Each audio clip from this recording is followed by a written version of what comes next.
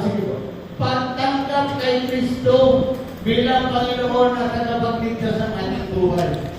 Kung talagang tinanggap ng tao si Kristo, ito yung nagbabago sa buhay ng tao.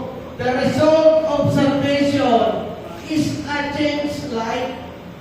Nabago ang buhay na lagi kong inaulit-ulit dito sa social media. Sa mga taga-dilabas, wala po sa aking nakapato.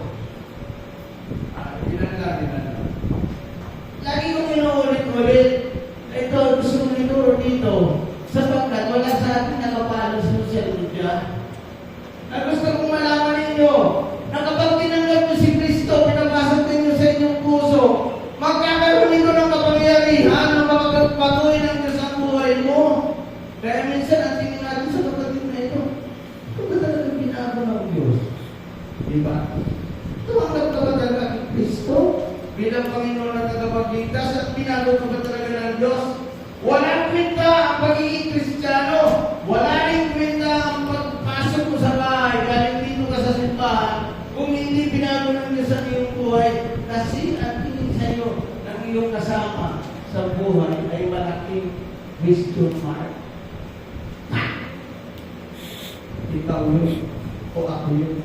Malaking Christian mark ang isang tao hindi binago ng Diyos ang buhay. Amen! Parang ayos pa bro. Malaking Christian mark! Kasi pagka hindi ka binago ng Diyos, sayang ka naman ang kasisimba mo. Sayang yan.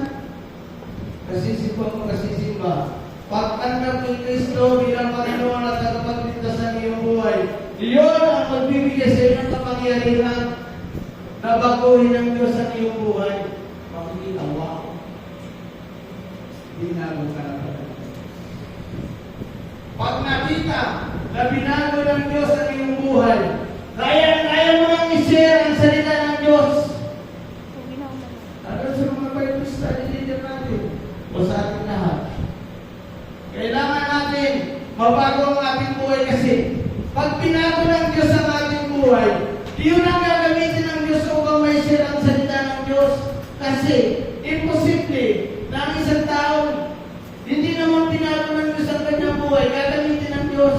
Pagtatawanan ka ng mga tao sa labas, pagtatawanan ka kahit yung mga kapatid mo at anak mo, pagtatawanan ka, ito naman si tatay, nagsisir ng salita ng Diyos, hindi naman nagbabago ang buhay. Gusto mo ba yun? Hindi naman nagbabago ang buhay. Mababago ang iyong buhay kung papasukin mong personal si Kristo sa iyong buhay. Naranasan mo na ba yun? Naranasan mo na. Pero sa mga hindi naman nababago ng Diyos ang buhay, naranasan mo na ba? Ang lumapit sa Diyos at lumuhod, magsisisak sa lahat. Naranasan niyo na ba ito? Na personal yung tinawag ng Diyos at kayo nagsisi sa kasalanan at na matayin din kayo tumalangin, Panginoon, binubuksan ko ang aking puso at pinapapasok kita bilang Panginoon ko at naranasan niyo. Kung gusto niyo mabago ang iyong buhay at makapasok sa langit, kailangan ng kapatid sa Kristo. Ay kaibigan mo, kayong lahat, kahit pa kayo ang pinakamaganda dito sa ibabaw ng lupa. Kahit na kayo ang pinakapogi dito sa ibabaw ng lupa, hindi kayo sasantuhin ng naglalagablag na apoy. Yun ang sabi ko, lagi kong sinasabi, magsisi kayo, tumalikod sa kasalanan, tanggapin si Kristo para ang apoy na naglalagablag ay hindi kayo makapasok doon. Hindi kayo sasantuhin. Kahit pa kayo na, ano naman yan, naglalagay ng, ano sa mukha?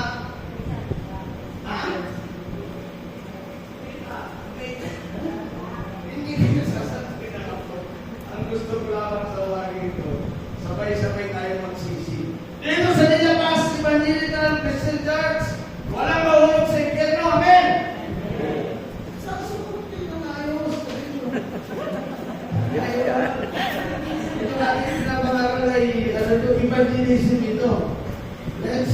the gospel of God. Yan ang paraan. Huwag na kayo magsasalita kung ano pang mga sinasabi nyo. Ang tao ay kailangan magsisi at tanggapin si Kristo. Yun lang sasabihin nyo. Wala namang iba. Si Kristo, si Pedro, si Pablo, si Judas. Yun lang ang kanyang sinabi. Magsisi kayo, talit na ng kasalanan sapagkat darating na si Kristo. Nasa mga harapan, kukunin niya ang mga sumasampalataya sa kanya. At sumasampalataya ka, apat na pi ang kailangan. Apat na pi. Magsisisi sa kasalanan. Kasalanan mo naiwanan sa Diyos. Pag tumagal ka na kay Kristo, ang pagsisisihan mo, yung maluming pumapasok sa iyong puso. Sige, tatanong mo, di ba, ano pagsisisihan ko? Sumagal ka na kay Kristo. Kahit tumagal ka na kay Kristo, may pumapasok diyan na masama. Kaya yun ang dapat mong pagsisisihan. Pangalawa, tumalikod ka. Kasi pagtatawanan ka ng maraming mga tao, hindi naman nababago yung buhay, hindi naman tumatalikod sa kasalanan. Ikaw pa leader dyan. Ikaw pa leader. Sa simbahan, leader, hindi naman nababago yung buhay. Ay, di pinagtatawanan ka.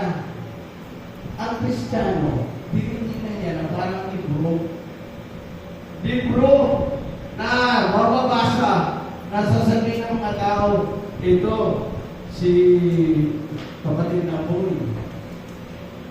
At lahat tayo dito ay binago ng Diyos. Sabi nga ng kapatid na Boy, kung yung problema niya, hindi ko yung pinapansin kasi may Diyos ako. Nag-bless ako noon, kapatid sa sinabi mo tayo. May Diyos ako eh. Ayun! Itong aral na ito ay kailangan ito. May pamana natin ito sa ating mga anak. Ibato nyo! Ibato nyo! Ibato nyo, kailangan silang magsisi at tumalikod sa kasalanan. Sincero! Dapat sincero! Ito nagmula sa ating mga anak. Kaya nagmula sa ating mga magulang. Ibato nyo! Magsisi ka sa kasalanan mo. Tumalikod ka. Tanggapin mo si Kristo. Kung hindi mo yung tinuro, pinalalaki mo ang iyong anak na may sumay. Sabi mo ano sa mga anak ko, ang mga anak nyo, turuan nyo ng salita ng Diyos. Sapagkat kapag iyan hindi mo tinuruan ang salita ng Diyos, susuwarin ka.